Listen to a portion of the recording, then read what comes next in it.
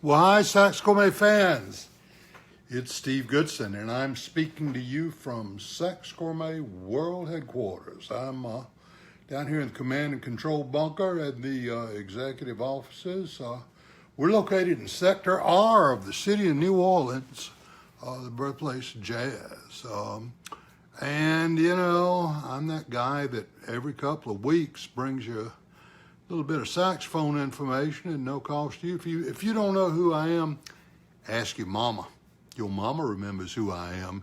You better believe she does. As great entertainment lawyer and outstanding musician Giles Davis, he joined us here. But anyway, tonight's seminar is going to be about something that I know you're doing wrong. Yes, I do, because I've had to deal with too many of you guys over the years. We're going to talk tonight about how to tune your saxophone.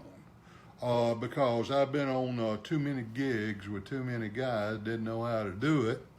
And back when we were in the repair shop business in a big way, man, we had all kind of guys coming in. Steve, my horn won't play in tune. My horn won't play in tune. Or, yeah, I know it's an old horn, but man, you know, I can work with it and make it play in tune. Well, sure you can. Hell, I can do that. But here's a question I ask my private students all the time. Should you really be having to burn that many calories to play your saxophone? I don't think so. So let's talk about tuning your saxophone. And if somebody gives us a like, and hey, you can give us some love too. And be sure and share this with your friends and neighbors and families and all that, and anybody I hadn't blocked. So anyway, what is pitch anyway? As I was researching this video, I ran into all kind of information, because how do we know exactly what pitch was in the past? Well, by and large, we don't know up until those guys back in the old corps got around to establishing something as a standard. And we couldn't really be sure until they started building tuning forks and leaving them under old houses or whatever for archaeologists to dig up. And sure enough, we began to find that, you know, starting in the early 17th century or so, was the first time we run into tuning forks, that the note A above middle C was anywhere from 380 cycles per second, according to tuning forks we found, all the way up to 480 cycles per second. And you know, it's really just an arbitrary thing as to where that A is going to be. But as I explored this a little bit, I found some things I really hadn't heard before. And those of you who know me know, yes, I have been to fancy music school, but they kind of glossed over some of this. But anyway, Bach and Mozart and Beethoven, you know those guys, they all played at around A equals 422 cycles per second. And the French, of course, you know, leave it to the French, tell everybody how to do it. In 1859, they passed a law that said that A was going to be 435 cycles per second. Well, that's good. And famous guy who was in charge of the English Philharmonic, Sir George Smart, he in the early 1800s, he was using 432.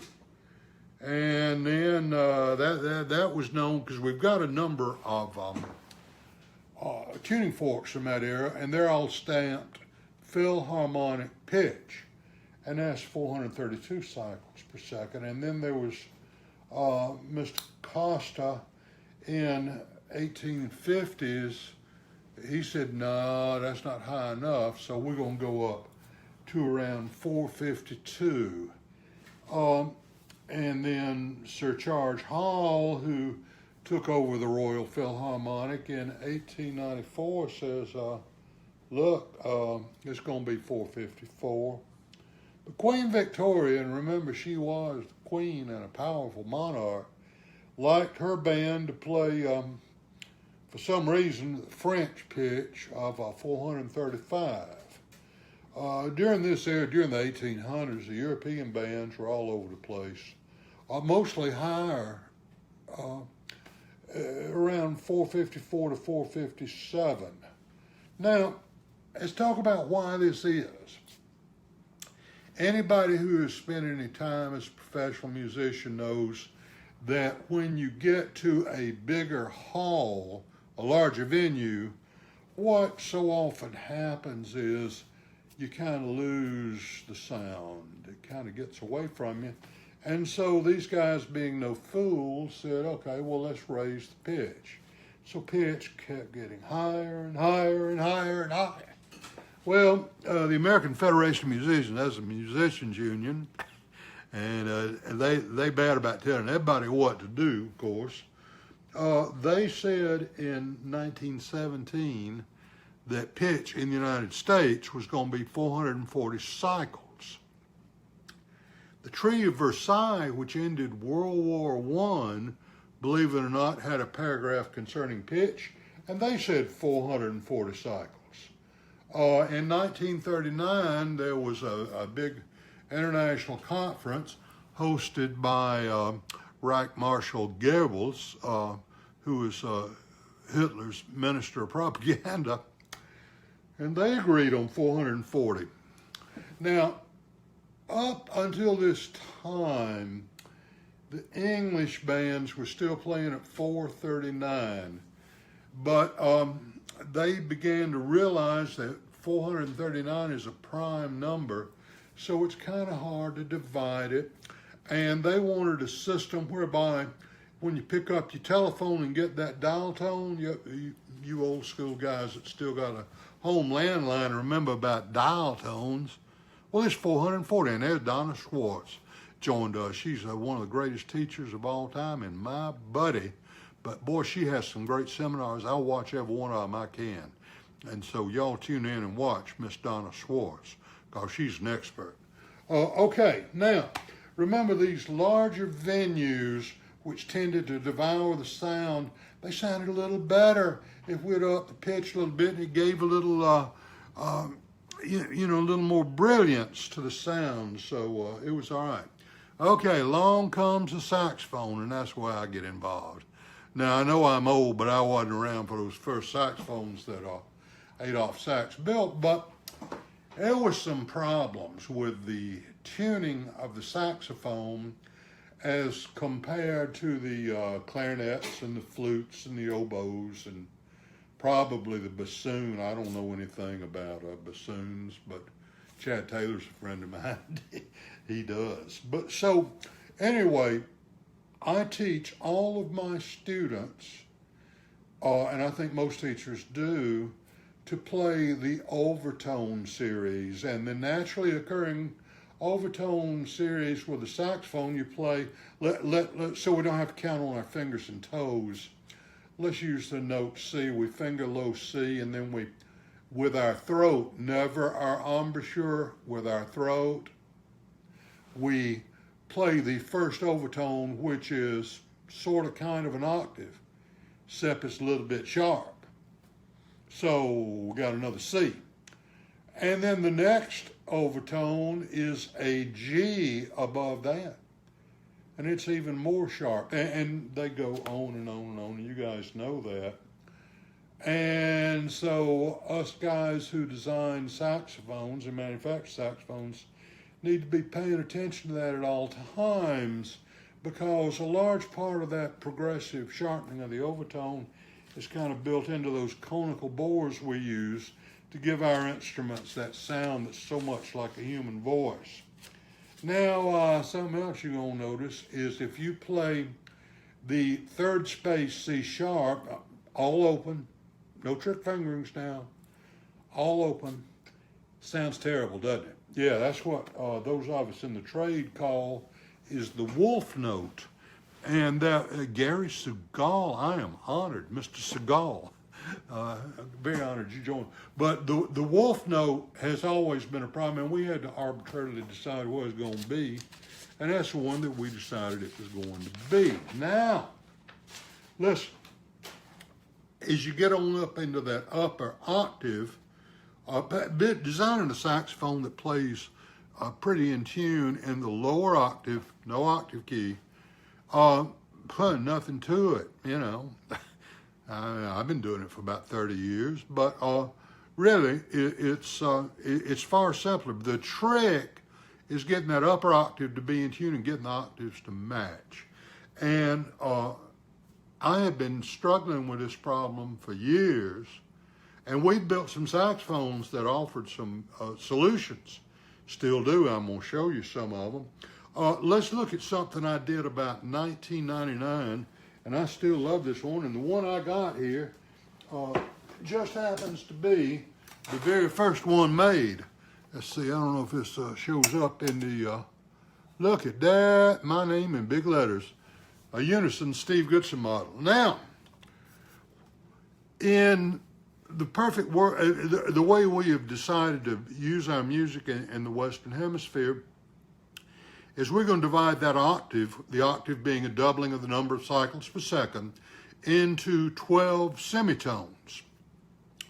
Now, the way we divide those semitones is subject to considerable discussion. There are various ways of tempering that octave where you can play with the same instrument in different keys. And that's another complicated discussion that's got math that'll make your eyes glaze over. And we'll get into that another time, but I want to show you this horn right here. Now look, I'm gonna press the octave key, and these guys here on the body, oh, look at that. Can you see that? Unless I'm badly mistaken, this horn, your saxophones all got 2 octave vents. 2. One that's for the notes A and above, one for the notes from G sharp down to D. Jimmy Haig, glad to have you with us. Now let's count octave vents on this horn, which, like I said, we sold a bunch of these in 1999, the other 2000s. It's got a vent up here on the neck, and it's got 2 on the body. 1, 2. So this one's got 3, so it's got 50% more vents than your saxophone, and that's a good thing, because that makes it play a lot better. Now, everybody who's ever played the saxophone knows that those, in the upper octave particularly, you get to play in the high C sharp above the staff and the palm keys, and man, pitch goes out the window. You got to pay close attention. Well, there was this crazy guy, his name was Steve Goodson. It's on the horn, by the way. But here, let me get this where you guys can see. When you press the octave key here, look, you got this bar over here, and it goes around. And what it does, I'm going to turn the horn around. Now watch this carefully. It partially lowers what we're going to call the C key right here, okay? And there's only one moving part. No springs, no smoke and mirrors, no zigging and dripping. It's even screw adjustable for the amount it opens and closes it. And what it does, if you close that vent just a little bit as you're playing the C sharp and the palm key notes, you can dial those puppies right into tune. Whoa, is that ever cool? And we used to retrofit horns, particularly Selma Mark 6s, with this little modification. And, you know, we'd fabricate up this mechanism. There's some drawings of it on a couple of my websites. You can even see my initial rough sketches, which I think were done on a cocktail napkin in some joint. There's a variation of this mechanism that's in use commonly on some soprano saxes, and that is, they have what we call the donut key. They got a pad with a hole in it right there that goes up and down, but that's too complicated. It is. It's got 2, no, nobody's using this right now, Giles, but if you would come down here and visit me in New Orleans, where you and I could go out and hear some of that good music and have ourselves a drink of good liquor. If you come visit me, I'd show you some prototypes that we are thinking about bringing this back on. But we got another couple of ways we do this, and I'm going to cover that in a minute. But anyway, this works really well. Really well, by the way. This one's cool. Look here. On the front F key, got a roller. It's got a lot of cool stuff. But anyway, that was a good thing. Now, we use a different system today, and this is a Super 400 Series 2. We do the same thing on the Series 1 and the Series 2. But right here by my finger, look at there. What in the world is that? Let's get it a little closer. Yeah, Giles, you're welcome anytime, buddy. You know that. But right here, look here. We've got an upper stack speaker key, and we're the only ones doing this. What does this do? It gives you a little extra venting for the C sharp, for the D, for the E flat, for the F sharp, and the high G. Because this here horn got key work all the way up to high G. And you may need that high G one day. But anyway, this brings it perfectly in tune, once again, with no springs, no additional moving parts, and that's a very good thing. I hate complicated mechanisms. There's another horn on the market today that I'm not going to call their name because it's made by a good friend of mine, but they got a little key that does sort of kind of the same thing, but it's got, I think, 4 springs. Oh, yeah. You don't know how much Charles Neville's passing hurt me, man, because I never had a better friend than Charles Neville. People used to think that my house was Charles's office when he was in town.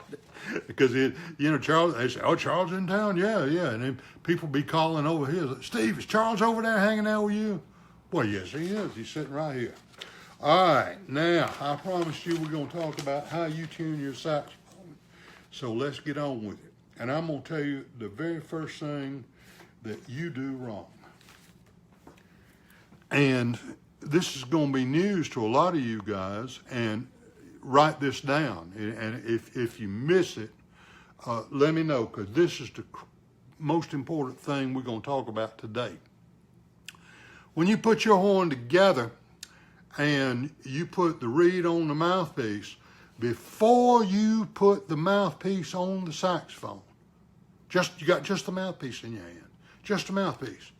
Give it a blow, and look at your tuner. Now I've got some very fine, expensive, fancy tuners, but I swear the one I've got on my phone's as good as some of the ones I paid hundreds of dollars for. But anyway, you got your tuner right there, and see what note you get. And this is the biggest problem in intonation. And I'm going to tell you what these notes you want to have. If you're playing an alto, and these are concert pitches now, you want to get A2. If you're playing the tenor saxophone, you want to get a G2.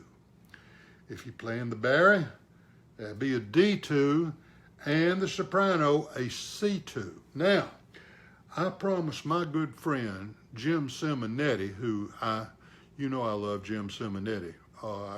What a great friend and what a master musician. But Simonetti says, I was talking to him about this seminar, I wanted his advice because he's a great teacher. And Simonetti says, you better talk to these guys that are playing soprano.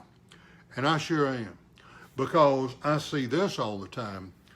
Guys will start trying to play their soprano, and they'll forget that soprano mouthpiece needs to cover pretty much the entire cork. Did you hear me? Pretty much the entire cork, or you don't stand a prayer of having that soprano play in tune. And I'm telling you, I see this mistake being made all the time, and I'm glad that Jim Simonetti told me, he said, you better remind these dummies about that, because they ain't never going to play the sopranos in tune. Okay, so we have to start with the correct initial pitch on the mouthpiece. And if you can't do that, go no further. Go no further. because, garbage in, garbage out. If you don't get the correct initial pitch, it ain't gonna work. All right, now, here's another thing goes on that, well, it causes a great deal of discomfort in my urinary tract. In other words, pisses me off. You go into a repair shop, not in mine now. Now here at our shop, we manufacture mouthpieces, okay? And so, yeah, I'm kind of conversant with mouthpieces, and there are mouthpieces all over the place here. But you go into most repair shop, and the guy that's there has got a mouthpiece. He said, oh, yeah, this is my bench mouthpiece, and I'm going to play test your horn with this bench mouthpiece. And you need to look at some bitch in the eye and say, well, what about my mouthpiece?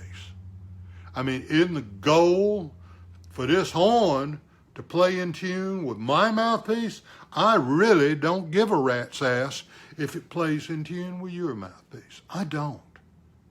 Why would that be? Okay, now I'm gonna spare you guys the 3-hour lesson in physics, but I'm gonna kind of explain it to you in very basic terms. You see, here is a saxophone neck. And if we were to straighten this neck out, it would be somewhat of a cone. Now, full disclosure, it's not a perfect cone, straight sides, but let's imagine it that way. But here at the end, where a cone would ordinarily come to a point, there ain't no point. So it's called a truncated cone. Okay, now I will freely admit that when I was in about the 9th or 10th grade in high school geometry class, I was usually taking a nap because I was playing at the Pussycat A Go-Go or Charlie Brown's Lounge or one of them joints all during the week, and then getting up and going to high school the next day. No wonder the cheerleader tryouts weren't too interesting. But anyway, they taught us one day how to calculate the missing portion of this cone. So let's make that calculation of what's missing, calculate the volume of that, and then write that number down. That's going to be important. Now, here's a mouthpiece I was just working on before we went on air today. I'm not through with it, but still got some marks on. But this, here we're going to take the volume of the tone chamber of this mouthpiece, this area right in here. How in the world are we going to do that? I'll tell you how we do that. We plug it up and we fill it with water. We fill the tone chamber with water. And then we pour the water out and we measure that. And then I know what the volume was. And I write that number down. And I compare those two numbers. And the further apart those two numbers are, the harder it's going to be for that horn to play in tune. And I'm telling you, that is the laws of physics in this universe, and don't you try to violate them, because you ain't going to be able to violate the laws of physics. Hey, Brother Ray Mayfield, good to have you with us, my friend. Ray's a good guy, a real good guy. All right, so we got to make sure that our mouthpiece actually matches our saxophone. And this simple mathematical calculation here is why some mouthpieces are never going to work on some horns. They're not. Don't try. It ain't going to happen. So, wise up. All right, now, let's talk about necks. And now this is a Saxophone evolution model neck, and it's got iron nodal weights. And if you look at it closely, you can see that the taper down here is not the same as the taper down here. This thing kind of does that. Now, a lot of times, back when we were running a repair shop full tilt, we would get in there and, guys say, I can't get this old con to play in tune. Or I can't get this old Busher True Tone to play in tune. What are we going to do, Steve? Well, I'll tell you what we're going to do. We're going to change the taper of the neck. Why would we do that? Because the neck is where the intonation of your saxophone is set. And until we get the mouthpiece matched up and the neck where it plays in tune, then what's the point? You know, go play bassoon or something. Anyway, that's something you got to do. Now, we used to do this. We would get in there and change the taper by flaring. And Mike Fortenberry, one of my good friends from high school. He's a good guy, too. Anyway, here's another thing we used to do. Sometimes that tape would be too big, or at certain points it's too big. So what would we do? We would get in there and we would insert a Teflon liner. We use Teflon because knowing that gunky blowing through the horn is going to stick with it. So that's good. So I can change the taper. Now, something we were famous for, and I'm going to be honest with you, this was not original with me. I learned it from the man I've often considered the greatest repairman that ever lived, and that was Mr. Saul Fromkin. Every time I would go to New York, you know, we'd be playing New York. I said, hell, I got to take the afternoon off. I got to take my horn down and let Saul Fromkin lay hands on my horn, because even if I just sat in there and talked to Saul for a little bit, my horn played better when I walked out, whether he did anything to it or not.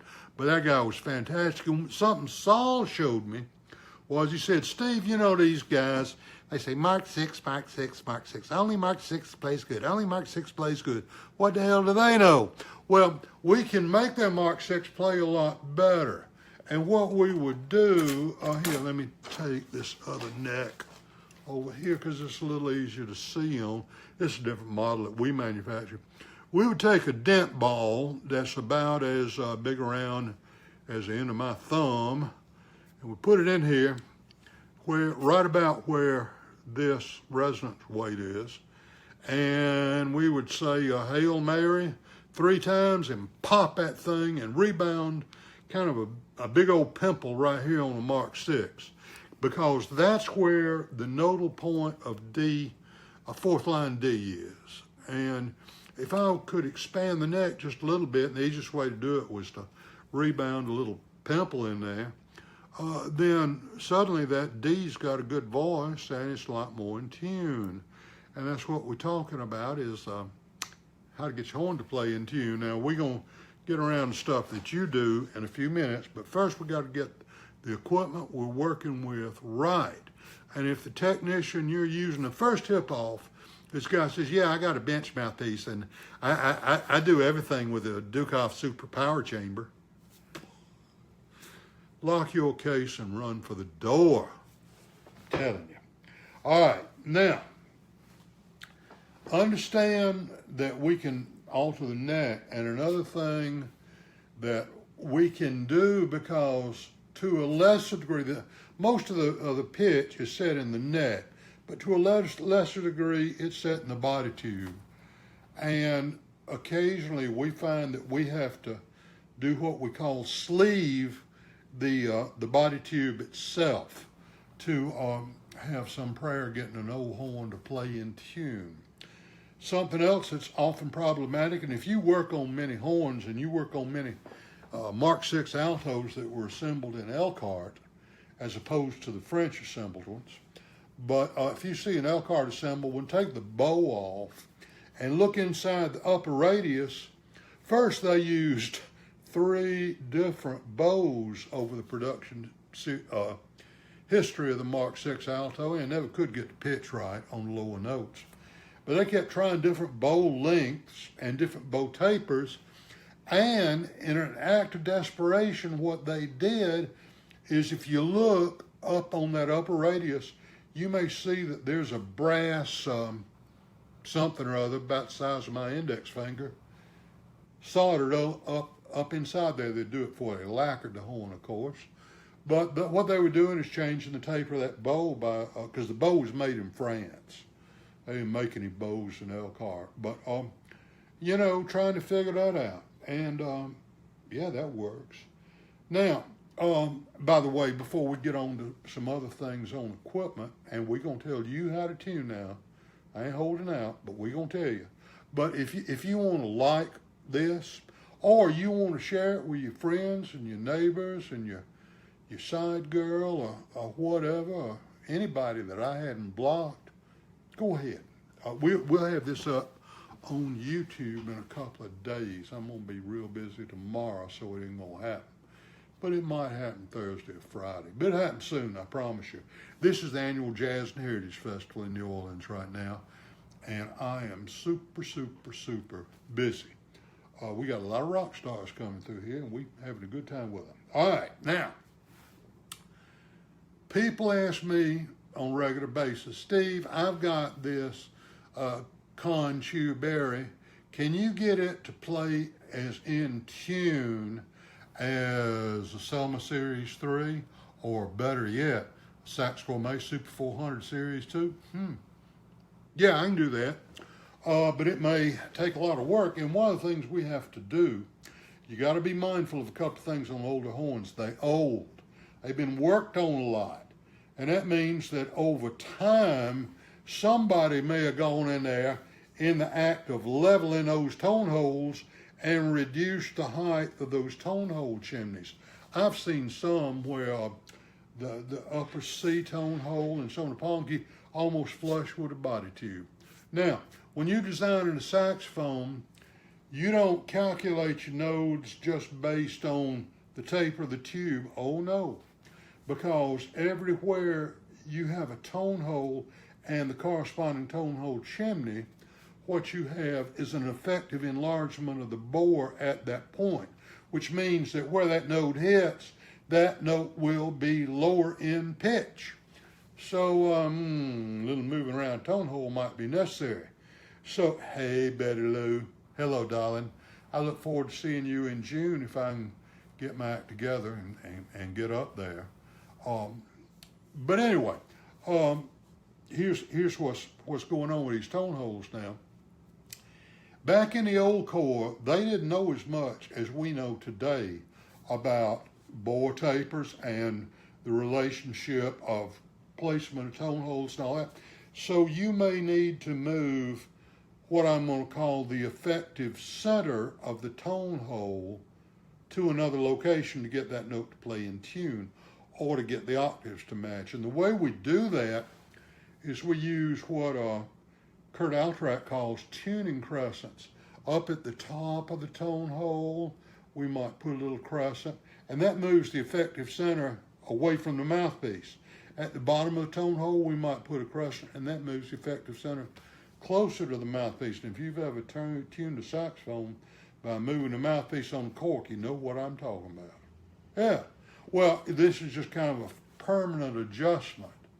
And that can be a good thing. And I'll tell you something else that I have had to do when, I was describing how we've seen some saxophones where those tone holes have just been cut down too far.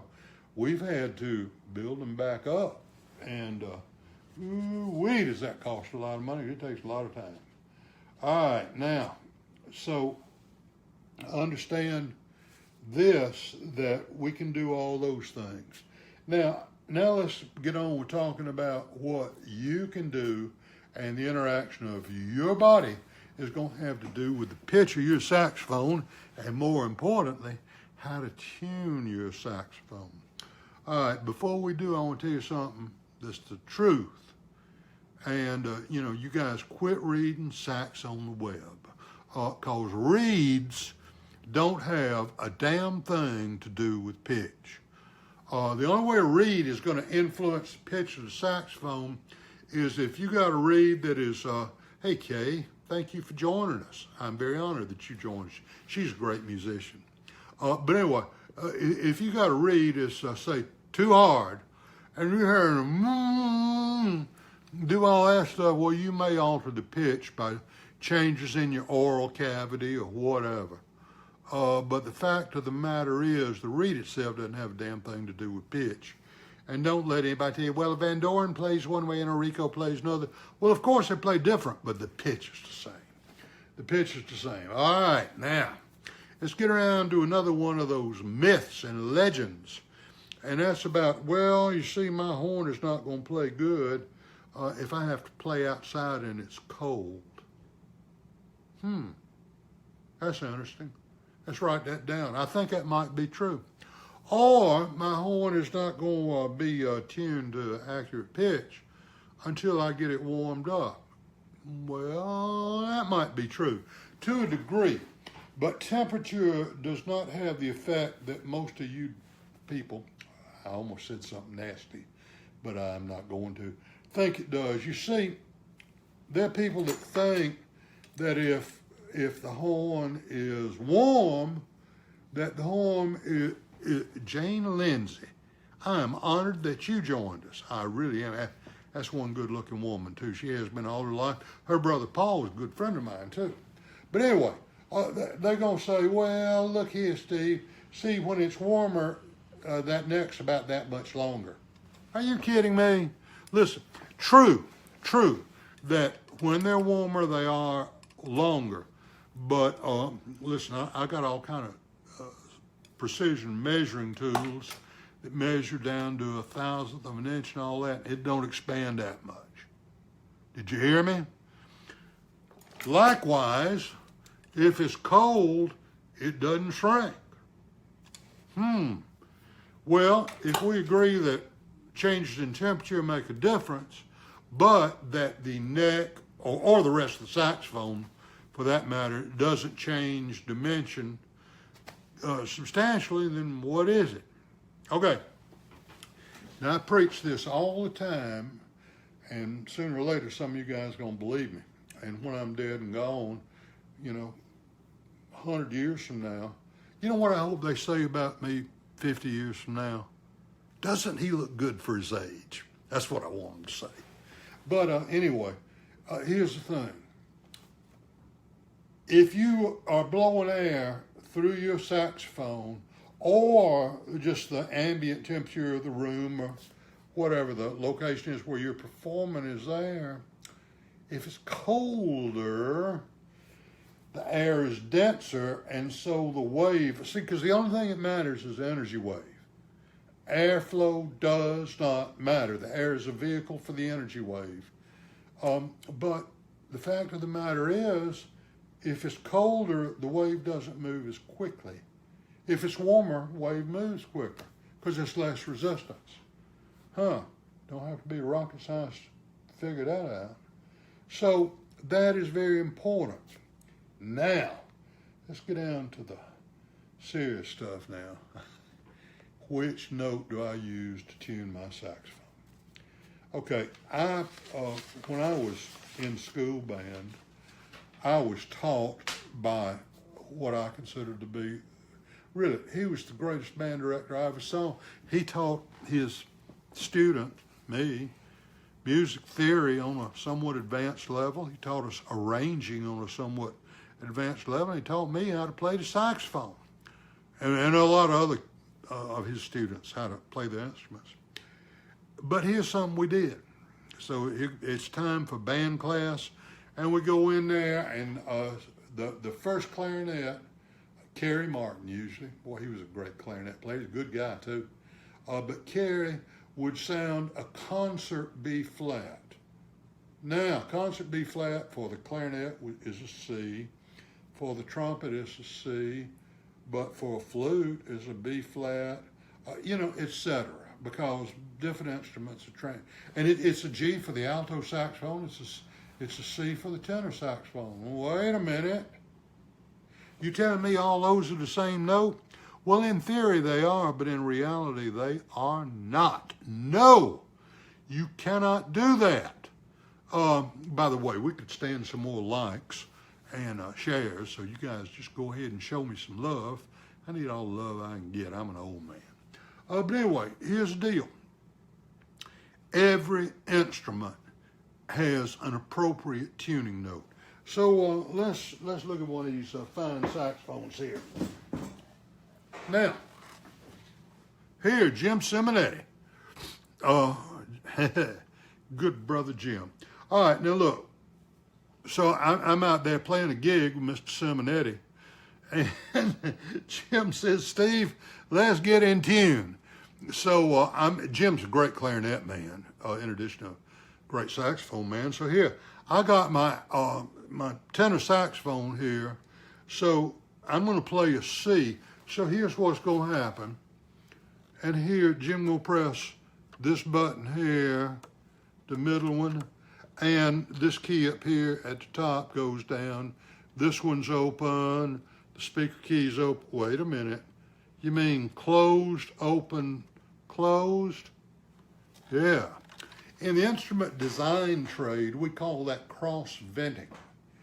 And what's happening, and I'm going to spare you the 3-hour lesson in physics on what happens, but that note, that fingering for that note, cannot possibly play perfectly in tune. Now, you could adjust it with crescents and all that, but then the other notes be out of tune. Don't want that. So, hopefully, if I'm going to play a C, I'm going to use index finger of the left hand and the chromatic C key over here. Here we go. Here we go. Now, I'm telling you, that C is a lot more in tune generally than the other C, unless you got a saxophone that's got one of these speaker keys on it. See, that's very important, getting those C's to match. Most saxophones don't have that. So we got to find a note that plays in tune. And then after I play, let's say I play the third space C, and I got my little tuner there, and I got Mr. Simonetti listening, and all that. We say, yeah, that's pretty good, that's pretty good. Well, now let's play it an octave higher and see what happens.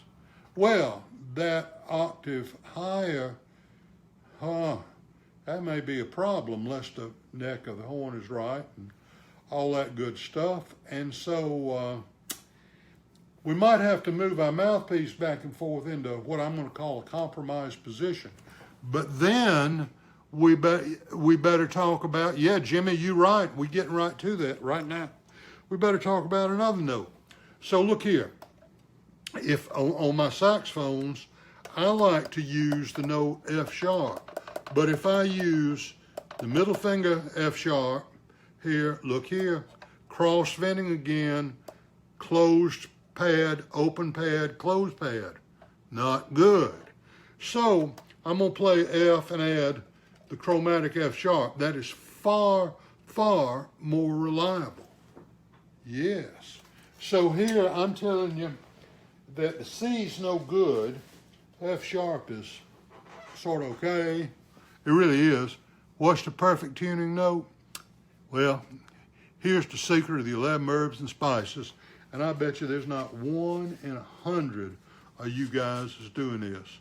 The perfect tuning note is B, index finger, B. Try both octaves, get them to match. That cuts out cross-fitting. It happens to be at kind of an optimal spot on the body of the horn to get best results. Now, we want to avoid cross-venting whenever we can, and we want to have a note that fingers the same for both of them, and there's no other variation. Now, it's important for you to understand that the way a saxophone works is when we press the octave key on the back of the horn, suddenly that pitch goes up about an octave. But remember, we said earlier that we had 12 semitones and a chromatic scale. We got a couple octave vents, sometimes more, but here's the fact. The way the octave key actually works is it vents off enough air to destroy the fundamental, so the note that's heard is the first overtone, which is a little bit sharp. A little bit sharp. Jimmy, I'll tell you about that low B. On some saxophones, yes. I don't know what kind of horn you're using, but on some saxophones, yes. On some, not good. I'm sure you're a master player. I'm sure it's working good for you. But anyway, when I'm tuning up, if I'm at a recording session or a live gig such as that, I'm going to get those B's matching, and then I'm going to get those F sharps matching. Then I'm going to go back and check the B's, and then I'm going to check other notes throughout the range of the horn. But my fundamental reference note is going to be that third space B. And it's best because there's just no monkey business going on. Now, I have built, and some of our friends have seen this, I once built a saxophone that had 6 octave vents. It's stay in adjustment for about 5 minutes at a time. There's one over in my teaching studio right now that has 4 octave vents. We still manufacture that horn. It's our category 5. But your horn's probably only got 2. So you've got to learn to play in tune by getting that initial mouthpiece pitch we talked about and learning to use your throat. Now, my private students will tell you that I don't allow, unless we're learning to scoop a note and some kind of jazz inflection, none of this is going on, okay? We never move the embouchure. But what we do, I'm going to talk about G in just a minute, Jim, and just give me a minute, is we learn to use our throat, just like I can sing do, re, mi, fa, sol, la, di, do. Okay, so what's going on is, if I put my hand on my throat with light pressure, I can feel the tension point in my larynx or whatever all this stuff in here is move up. Oh, and I learned to adjust the pitch on my horn doing that. Okay. Now, Mr. Simonetti asked about using the note G, and let's talk about the G on the first line on the staff. Nothing wrong with that, Jim. Nothing wrong with that. But, Jim, if you try to match that G with the G that sits atop the staff, here's what you're going to run into. And think about this. When you press that octave key, Jim, if you'll notice that vent that's right about where the high E key, E tone hole is, it's going to open a little bit and it's going to get rid of the fundamental, and you're going to get that G above, but it's at the extreme range of that vent, because as soon as you lift what I'm going to call the A finger, or the G finger, so you got these two, and you play an A, oh, you're in a whole different world, because you're using a whole different vent. You're using the one up here on the neck rather than one on the bottom. That's why the G that sits directly atop the staff, probably not a good idea. All of these have got to work. All of them got to work, but we got to have something that sets a baseline.